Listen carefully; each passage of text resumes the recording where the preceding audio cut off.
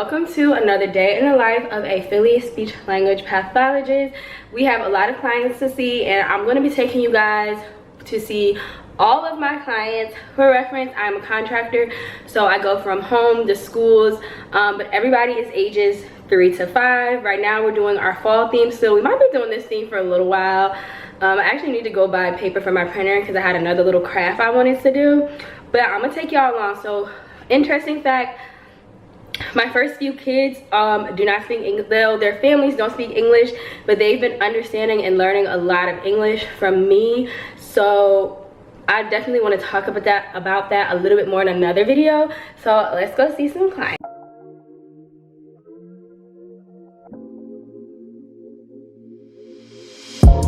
So it is about 9:20 and we are walking to our first client. All of my clients are my first like 4 clients of the day are primarily in this area, not quite close enough to walk, but they're all like 0.8 or 0.9 miles apart. So that's why I tell people being in a city is not as much driving as it may sound. So I'm about to walk in, and if people are wondering how I communicate, when I say I've learned so much Spanish thanks to talking to these families, and also of course Google Translate literally has become my best friend.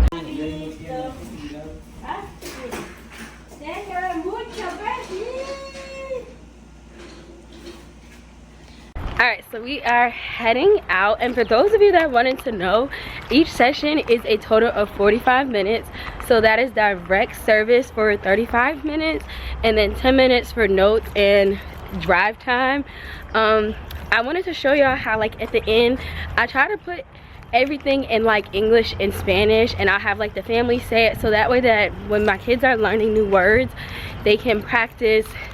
And then that way the parents also can learn like the English words, because the parents want to learn too.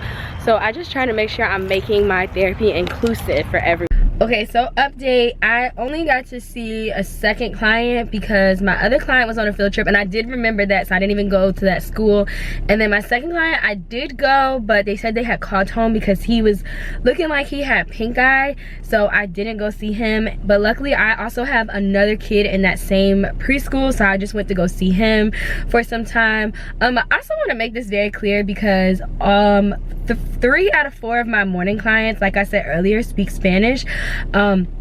And one of the teachers, like, they always try to ask like, oh, do you think that's why they don't know what the words are? And I'm always like, no, being bilingual is not a language delay or does not affect you learning, you know, because I have a lot of kids that are fluent, and I will always correct them. I will always mark things correct if they identify something and they identify it in their native language. That is perfectly fine, because it shows me that they know what it is, but they just may not know the English word. And a lot of these families are speaking majority the native language at home, which is also okay.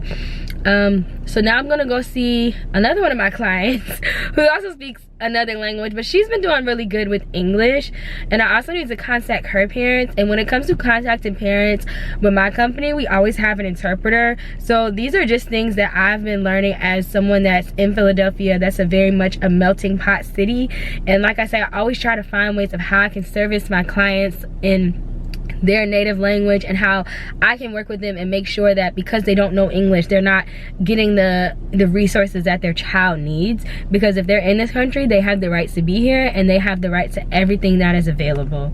Okay, so my other client was also not here today, and at first I was thinking to myself, I was like, this is not about to be a good vlog because I'm having so many like field trips and cancellations or kids that are getting sick. But then I realized, like, y'all, this is the reality of being a contracted SLP, and it's just, you're gonna have cancellations. But I think because I have so many more kids, like I still have about 4 more kids that I could go see today, that it doesn't hurt me too much as far as like my pay.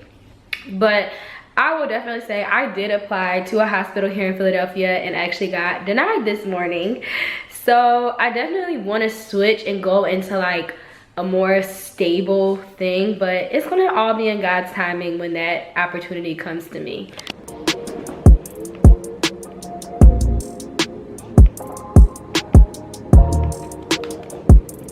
We have made it to client number 3, and it's like about 12:50 now. As you guys can see, we did not see a lot of clients today, like I said earlier, but we have about 3 more to see today.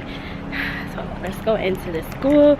We are now in the Southwest Philly area. I only have 2 kids in this area, so I don't come out here that much, but I've been with this kid this is my 2nd year with this client, so I didn't want to leave him. So let's go.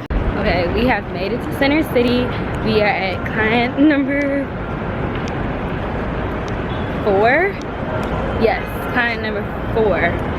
I'm losing count because I didn't see all of my typical kids today, so yeah.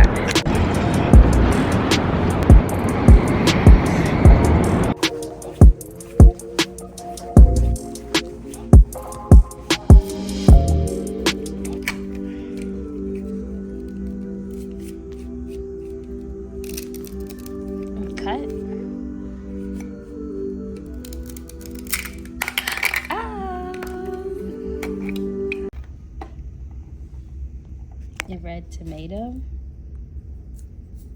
Good job.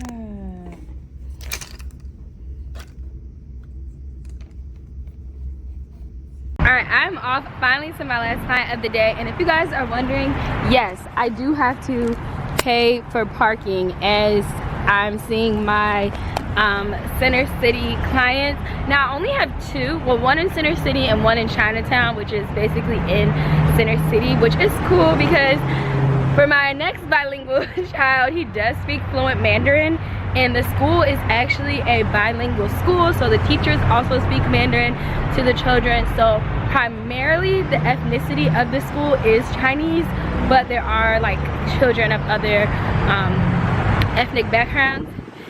My little boy is super smart. He is on the spectrum, and a lot of my children are. That is something, and like I said, I definitely want to do a video just talking about the diversity in my clients, because that could be a whole video within itself.